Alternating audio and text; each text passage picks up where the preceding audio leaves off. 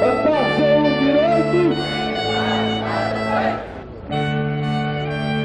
Num ano em que a Europa não teve muitas razões para a alegria, os portugueses abraçaram as causas internacionais, ao mesmo tempo que as manifestações de cariz sindical perderam a força. Fora! Fora! Fora daqui! Liberdade já! Liberdade já! No Haiti, Beirão, juntos contra a repressão! Angola, muda! Muda! Por cá também não havia muitos motivos para sorrir. A zona algarvia de Albufeira conheceu de novo a catástrofe e, apesar dos alertas, a população foi apanhada desprevenida. A água chegou a atingir 2 metros de altura, deixando um rastro de destruição na zona mais turística da cidade e fazendo um morto. A fúria da natureza não foi nossa amiga. Deus nem sempre é amigo. Também acha que de vez em quando nos dá uns períodos de provação. Que o digam Passos Coelho e Paulo Portas, que apesar de terem vencido as eleições legislativas de 4 de outubro pela coligação Portugal à Frente, foram passados para trás pela esquerda, que se uniu naquilo a que chamou um acordo de base parlamentar.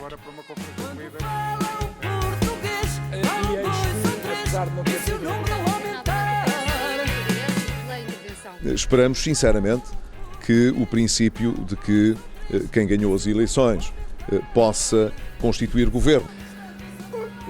Quer dizer, só se desilude quem tem ilusões. Nós ganhamos e não foi por pouquinho. Vossas Excelências perderam e não foi por pouquinho.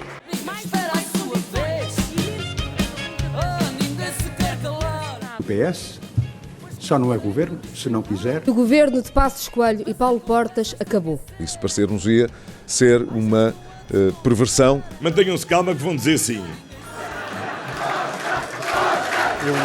Eu, abaixo assinado, afirmo solenemente pela minha honra que cumprirei com lealdade as funções que me são confiadas.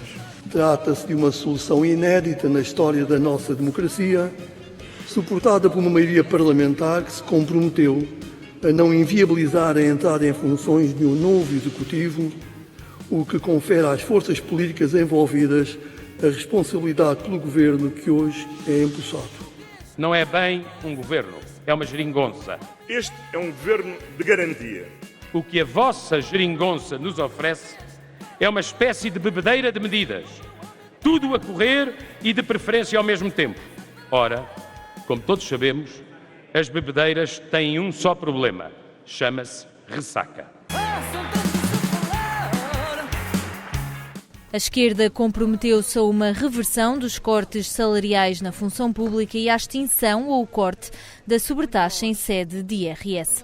Depois da aprovação da coadoção por parte de casais homossexuais e da abolição dos exames do 4º ano, o novo governo prepara-se para revogar grande parte das medidas bandeira do anterior executivo, nomeadamente aumentar pensões e desfazer os contratos de subconcessão dos transportes coletivos do Porto e Lisboa e a privatização da TAP. A venda da Companhia Aérea Nacional, sempre muito contestada, levou, aliás, a que os pilotos cruzassem os braços numa greve de 10 dias que não agradou a ninguém. Sabe que se acontecer alguma coisa má na TAP, se a TAP for obrigada a diminuir a sua atividade fortemente, ou outra coisa qualquer, os primeiros a encontrarem outro emprego são os pilotos. E por isso eu entendo como muito natural a preocupação de todos os outros trabalhadores da TAP, que aliás se manifestaram, penso que foram algumas centenas. Num ano sobretudo político, Alberto João Jardim deixou o poder na Madeira ao final de quase 3 décadas. Ainda assim, as eleições deram novamente a vitória ao PSD, liderado por Miguel Albuquerque. Entretanto, o país prepara-se para as presidenciais, que podem registar um recorde de pré-candidatos. São já cerca de 2 dezenas os aspirantes a Belém, prevendo-se que apenas 7 constem realmente no boletim de voto a 24 de janeiro. Também na Justiça se aguardam conclusões, estando alguns processos pendentes, sendo que o mais mediático é a Operação Marquês.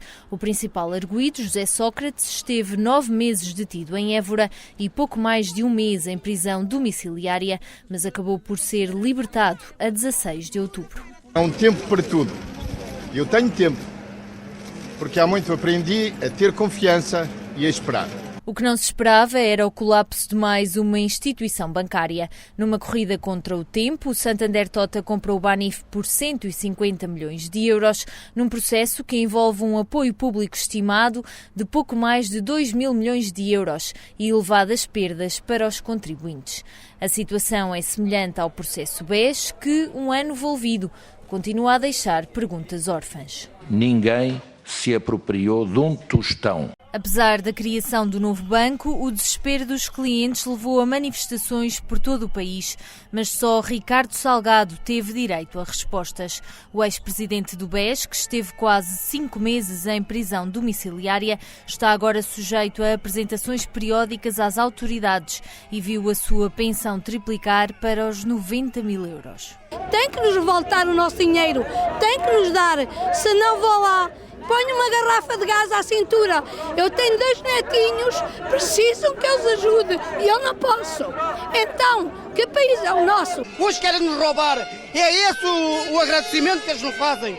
Por isso, acho que Portugal, 2 soluções. Ou uma bomba no Parlamento e metê-los todos a dormir, ou como a G3 o 25 de Abril e começar de novo. De outra maneira, não há solução para o nosso país. A polícia esteve na linha da frente para lidar com o desespero alheio, mas foi também protagonista quando as vitórias se perderam na multidão.